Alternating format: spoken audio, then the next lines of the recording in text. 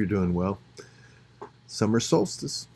We're just experiencing that on this very day. This is the 21st of June. I think this will air on the 26th. I hope you're doing well. We're thankful. It's summertime out here. You can't be anything but thankful. These are what we live for all winter. Just looking forward to this time. Gardens growing. Strawberries are coming in. Yes, and even the slugs aren't getting them this year. I've defeated them this year. Well, anyway, we've been talking on Wednesday nights about the 7 principles of a personal vision. And it's been interesting to see how all of these elements tie right into the very early chapters of our Bible. God created man in his image, male and female. Both of them were created in the image of God, not just their mind, but mind, their soul, their physical body. All the aspects, spirit, soul, and body, were created in God's image.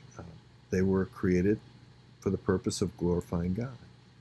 Now, as we've said so many times, there's some interesting verses. They're quoted in Romans chapter 3, but in Psalm 53 and verse 1 and on, it says, "The fool has said in his heart, there is no God." And it goes on to say, literally, looking at the Hebrew words here, that they have deliberately corrupted their lives. Deliberately. Because the moment we separate ourselves from our Creator, just as it says in Romans 1 in verse 20 through 23, we enter into the foolishness and the emptiness of our own vain imaginations. In other words, we tend to think of ourselves as God. We think that we can create, that we can make things be what they really are. We can choose our own quote-unquote lot in life. But it says they literally, deliberately destroy, ruin, or corrupt. It goes on to say that they have committed, the word abominations there speaks of moral desecrations. They've done things that are contradictory to the very creation and the nature of God within them, all that they were meant to be, separated from the purpose of God.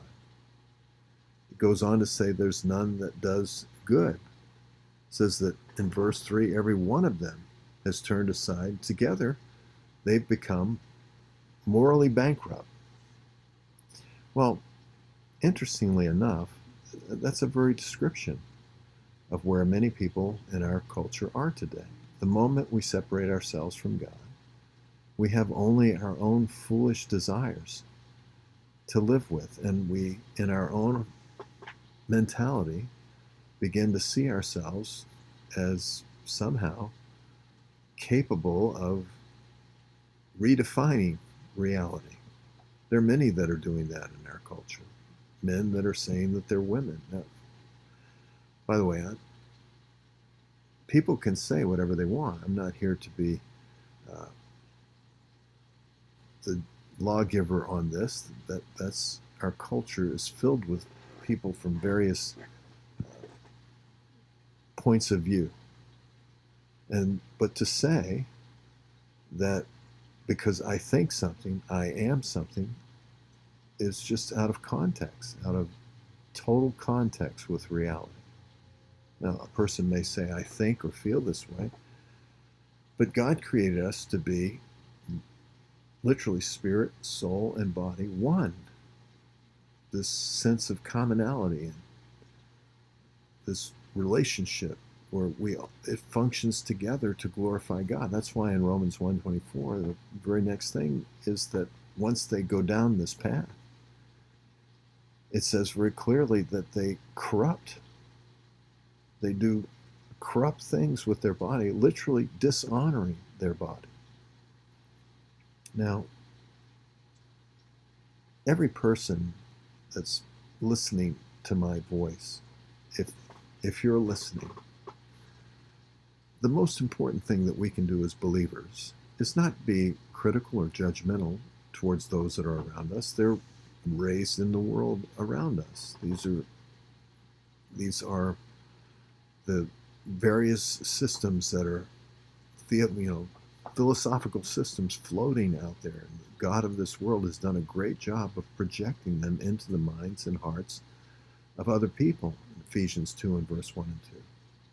But what we can do is show a sense of oneness, not only with our God, but then in the way that we relate our God to the world around us. We'll be talking about that tonight in service.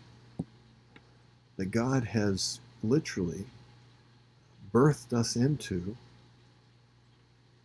the family of the world. The whole world is every human being created in the image and likeness of God.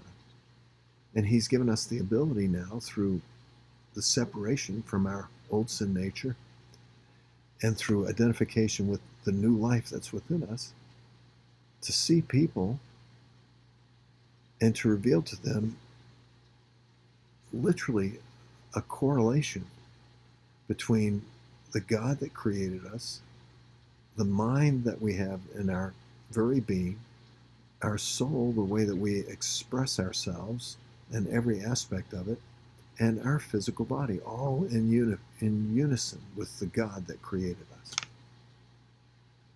What does that mean to the world? Well, just think how confused these elements are in our culture today, and how important it is for Christians not to be judgmental, not to be critical, but to be loving, to have a right relationship with the same God who walked on this earth, was fully connected in mind, spirit, and body to His Father in heaven, who expressed His very emotions, and also revealed that very unanimity of heart to the world around Him,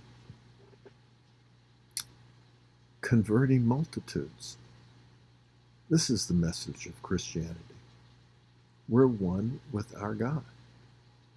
Our mind is one with His mind. We're growing in it, but Christ is being formed in us. Our heart has been given over to reveal the heart of the one who died and gave His life and was raised on the third day for our sake. Our physical body is on this earth for the sole purpose of expressing